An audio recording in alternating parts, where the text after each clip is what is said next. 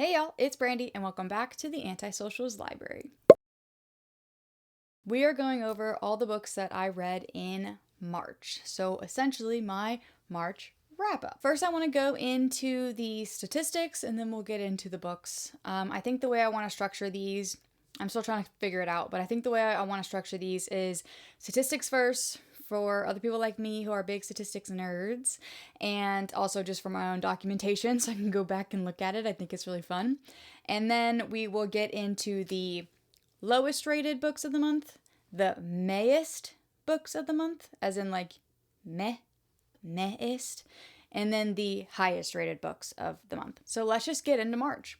March was a relatively okay reading month for me. I read 10 books in the month of March, which I'm extremely happy with, but I think it could have been more. I definitely kind of found myself not picking up a book or not prioritizing reading as much. That equaled out to 1,238 pages, which isn't a lot. And that's because I listened to 92.6 hours of audio. Now, that's at the audio book length, not at the speed that I listen to it, so I don't actually sit around listening to audiobooks for 92.6 hours, because I tend to listen to them at 2-point speed, if not a little faster than that, but it was a lot of audiobooks this month. I didn't do any immersive reading, so I didn't read a physical book while listening to the audiobook, so it was purely the 30% print and 70% audio is my split for the month of March, which is crazy. I usually kind of lean towards reading physically or doing immersive reading because I love immersive reading. But this month, I just put my headphones in and let the story be told to me. So, which is fine. I read 9 fiction books and 1 nonfiction. So I did read a memoir this month, which is not included in any of my ratings because I don't rate memoirs, but I will talk about it when we get to the books. Speaking of, my average rating for the month was a whopping 4.03, which is crazy. That's so good. And I can tell you exactly why the rating was so high this month, because I had 4 5-star reads this month. 4 of them. Out of the 10 books that I read, 4 books were 5 stars. I had such a good reading month when it came to the quality of books that I was reading. Now, that being said, the largest category of books, unfortunately, was the meh-ist category, but we'll get into that in just a second. So those are the statistics for the month of March. Now let's get into the book. And like I said, we're going to start with the lowest rated books for the month. I actually only have one book to talk about for the lowest category, and it is extremely unfortunate because it was definitely something that I was really anticipating reading, and I was really thinking that I was going to have a great time with it, and it's so highly rated. Everyone loved this book. I actually don't even have my physical copy anymore because I got rid of it already. I unhauled it and sold it on Pango, and that's Burn Down Master's House. I gave this book 2 stars. So I don't completely understand the hype of this book. That's not even really true because I do understand the hype of it because the concept of the story is incredible, and the actual plot points of the story is really moving and really drives home the narrative that the author wanted us to understand. And that part I really appreciated. That was the full 2 stars, because if I could give the characters a rating, they would be 0. They would be 0 stars. I honestly could rant and rave about this book because I don't understand how you could have such meaningful characters that are based off of real people and their real stories, and yet they don't feel like people. And I didn't care. I'm sorry, I didn't care about these characters in the way that I think the author wanted me to care about them.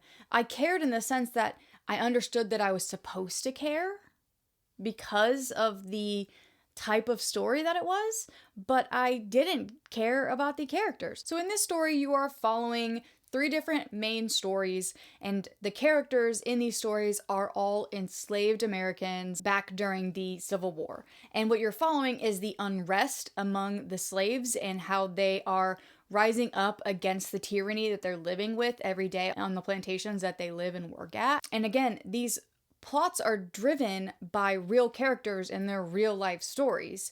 And you're supposed to be taking this like literary look on how these people rose up against the awful lives that they were living at the time and burned down Master's house. Knowing that going into the book, I guess I was expecting a lot from these characters, but they felt so one-dimensional to me. They didn't feel like real people. I didn't feel moved by their movements, if that makes sense. I could rant about this book forever. I talked about it a lot during my unhaul, and I won't spend too much more time on it right now. I just think that the hype for this book relies solely on the story that it's telling rather than how it's told. Also, side note, I'm seeing a lot of people talk about the audiobook. I did listen to the audiobook. So if that completely negates my entire rating, please let me know. Please let me know. Please. Because I hated it. I hated the experience of the audiobook, to be honest with you. But I also didn't love the story enough to try again reading it physically. But if you tell me that I'm wrong, and that if I read this physically and love it, I will do it. Because that's happened to me before. I did that with Fourth Wing. I listened to the audiobook for Fourth Wing and hated it. And then enough people told me that it was just because of the audiobook. So I went back and read it physically, and now I love Fourth Wing. I say all of that to say, if my misstep was listening to the audiobook, please let me know, and I will try again. Maybe I'll read it on my Kindle, because I really am disappointed by that read. The audiobook was narrated by the author, Clay Kane, and just his cadence and the way that he told it was not... I usually love when authors narrate their own books because they wrote the story. They know what the story is supposed to sound like.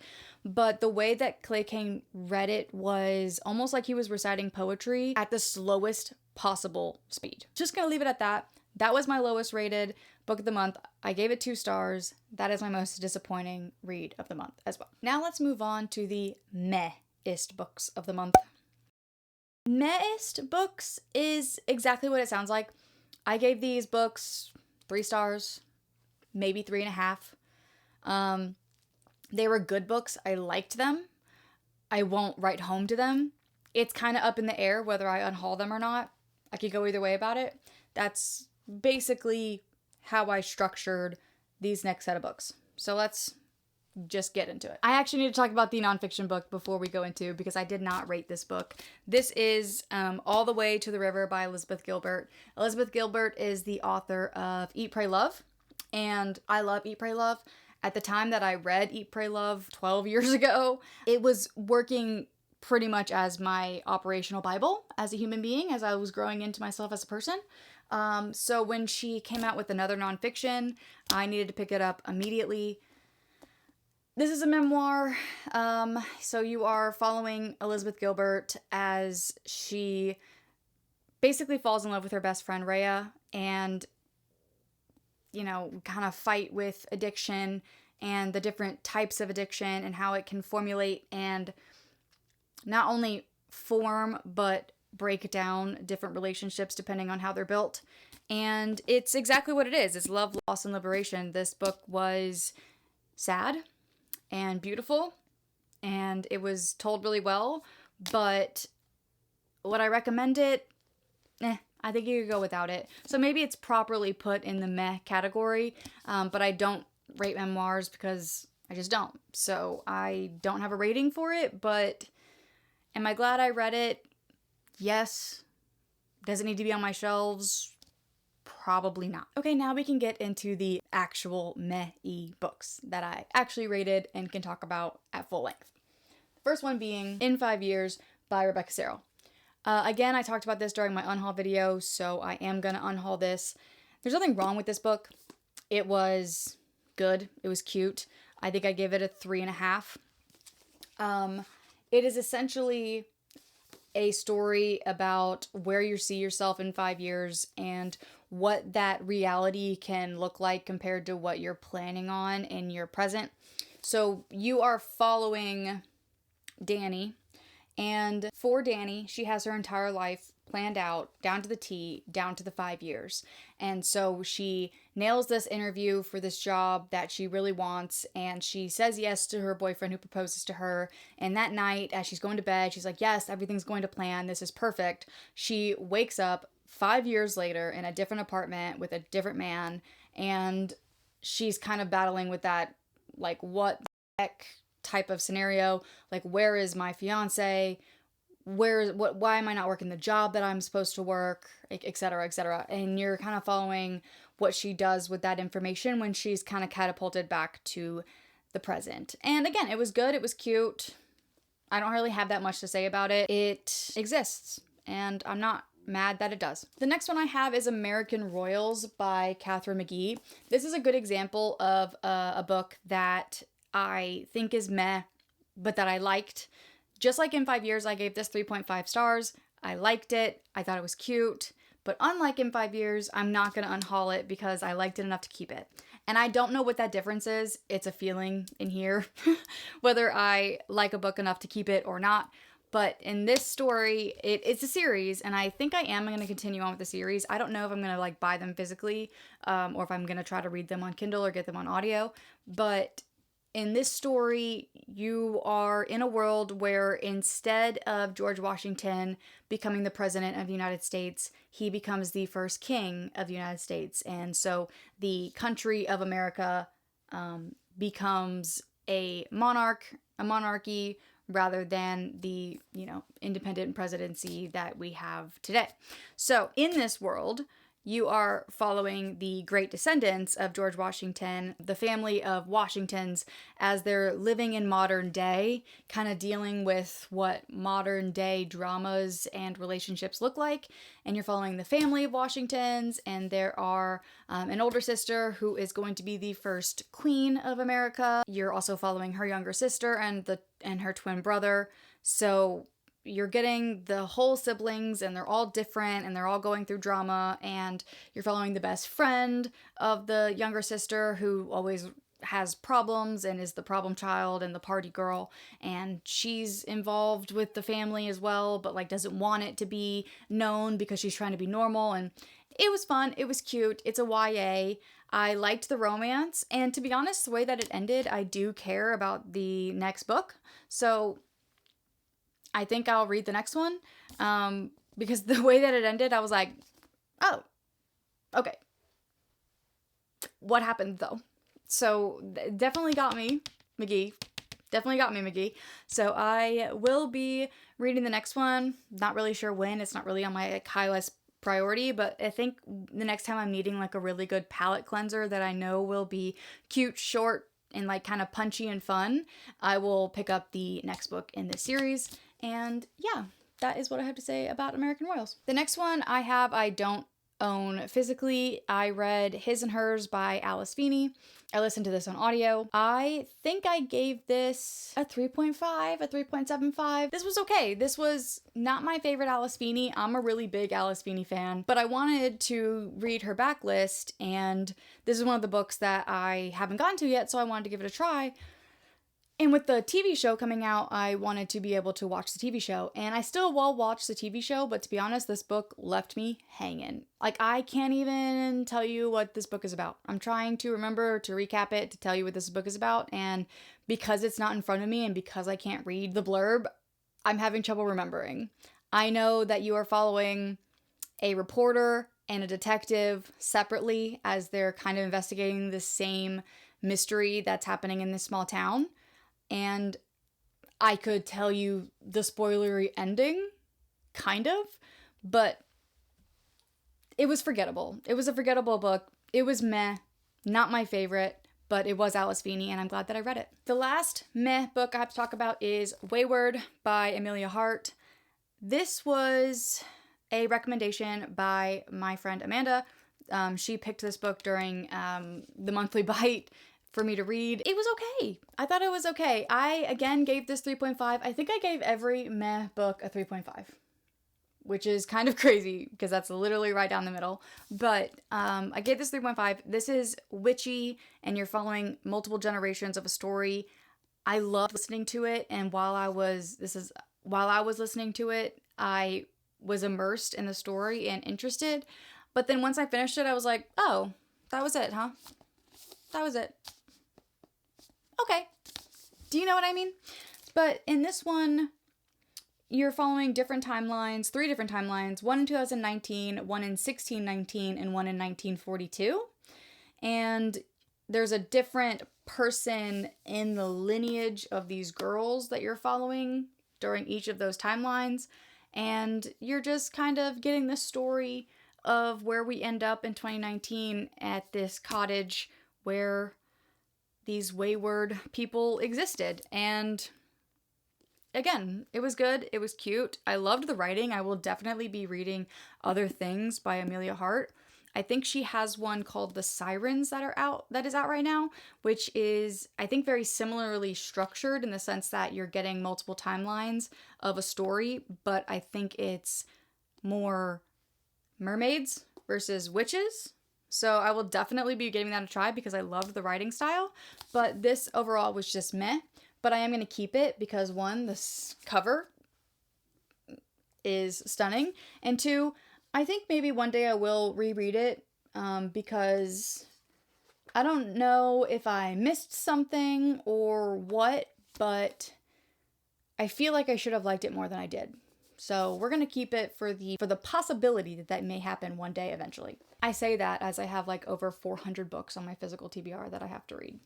So now let's get into my favorite part, the ones I get to gush about. Let's get into the highest rated books. First one I have to talk about is Fahrenheit 451. I read this for episode 1 of Classic Roulette, which is a series on my channel that I'm starting to do where I have a spin the wheel, and on the spin the wheel there are random classic books that I own that I haven't gotten to yet, and each episode I'm gonna spin it, and whatever it chooses is what I'm gonna read. It let me off really easy for the first one. It did me a solid, and I got to read Fahrenheit 451, which is one that I've never read before, and am infuriated that it took me this long to get to this book, because this is 5 stars. I gave this 5 stars. I loved this reading experience. I teetered a little bit with 4.75 near the end, but the more I sat with it, the more I realized, no, this is classic. This is timeless for a reason. This is a 5-star book. So in this world, we are set in a world where books, instead of being consumed and understood and read, they are literally burned. So that is Fahrenheit 451. That is the temperature in which paper burns. So the concept of the book is that instead of literature being such a pivotal point in the education and the knowledge and the formation of the human brain, instead it's just instant gratification, television, movies, gossip, he said, she said, hearsay, all of that other good stuff, instead of reading literature and coming up with your own thoughts and creativity and writing, because all the books are burned. And it's illegal to own a book. It's illegal to read a book. The government has complete control over what books are burned and what books are consumed. And if you are caught reading a book, then you are condemned and it's illegal. So our main character that you're following is a firefighter. And so in this world, because everything is burned, firefighters actually set things on fire rather than put them out. So in his world, he at first, in the beginning of this book, is very proud to be a firefighter. He thinks he's doing justice to the world because he buys into the propaganda that books are bad and books need to be burned. But he meets this young girl that lives down the street from him, and she hears these stories from her great uncle about a world where people used to read, and people used to ask questions, and people used to actually utilize critical thought and step away from the groupthink idea. And it's kind of seeds into his brain, and he's like, wait, did that exist? Is that real? And if so, why did we get to this point? And he kind of starts asking himself, why do we burn books? There is a reason why the government doesn't want us to read these. And another big part of the commentary of this book that I think is explored beautifully is that it's not just the government taking control of the nation and the government taking control of its people and kind of tightening the reins on what can and cannot be consumed. It's also at the fault of the populace, because the populace not only accepts it, doesn't say anything, but also is actively buying into it. The populace is actively wanting the instant gratification, is actively wanting and seeking for the shallow conversations and the entertainment of television and reality, instead of fighting back and asking for and wanting literature and the things that books can teach you. So you're following him as he's kind of coming to terms with this and deciding whether he wants to fight back and lose his position as a firefighter and his wife, all for the sake of learning what books are really about and what they can do. And this was incredible, and it's absolutely a classic for a reason, and I'm so happy I got to kick off that video with this. I will have that link down below if you want to watch me go through this journey, because there was a moment that I was like, what am I reading? What am I reading, and why is it so relevant to today? The next 5-star that I have is Project Hail Mary by Andy Weir. Everyone's talking about Project Hail Mary right now, and I'm going to be one of them. I read this book. This book has been on my TBR for a really, really, really long time. I got it from Book of the Month forever ago, and I was intimidated by the sci-fi side of it, so I just never picked it up. And then one of my friends read it and loved it so much that she basically gave me the ultimatum that I wasn't allowed to do anything else until I read this. So I did, and I listened to the audiobook, and I did start this with immersion reading, but I ended up just listening to the audiobook because the audiobook is really that good. It's really that good. People are not overhyping the audiobook. It's really that good. But I finished listening to this, and I just kind of sat there with it, and I felt changed. I felt like a different person. This book pulled on my emotions. It pulled on my heartstrings. It made me sad and happy. There were points that I was literally laughing out loud, and then there were points that I was trying not to cry. And all done with very science-heavy story. So Andy Weir definitely tells the science part of it. Do you know how in Michael Crichton's Jurassic Park, when you're reading it, you're getting kind of bogged down with the science part of it, and you're like, I don't really understand what's happening with the science, just get me to the dinosaurs? Well, at least that happened to me a little bit because I'm not a scientist. I thought that was going to happen here because Andy Weir literally tells you about space and science and aerospace technology and the different magnitudes of concepts that I can't comprehend.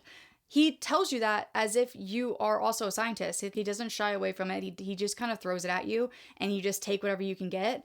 And I got a lot. I definitely understand the magnitude of what he was trying to portray. And it was so, so good. It was so good.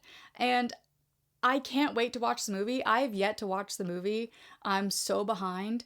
My boyfriend and I are planning a movie night to watch it soon, hopefully. And when I do, you will probably get an entire video dedicated to this book and dissecting it and comparing it to the movie, because this was a pivotal book in my reading, and I'm so excited that it exists, and I loved it. And Ryland Grace as a character gave me faith in humanity. And he's a fictional character, and he gave me faith in humanity, and I love it so much. I have 2 more books to talk about, and yes, they are both 5 stars. So yes, everything on my highest rated were all 5-star reads. One of them being Dungeon Crawler Carl, The Gate of the Feral Gods, which is the 4th book in the Dungeon Crawler Carl series. This was a reread for me, and I'm so excited that I read it. I feel like I needed the reread because I went into the 5th one as well, which I don't have right now because I lent it out to my grandmother to read it because she is also reading Dungeon Crawler Carl because she has taste.